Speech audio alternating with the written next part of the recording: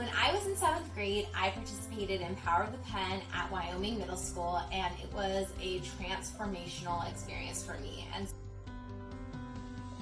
Power of the Pen is the first place where I had adults actually tell me I was a writer and got to practice those skills with that kind of mentorship. And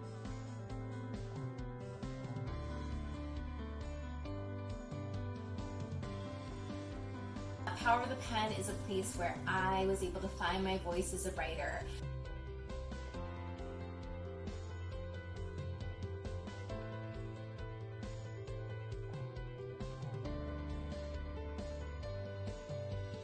I loved the community I found in Power of the Pen. It was a way for me to find my voice, especially at a part of my life when I didn't necessarily feel like my voice was being heard.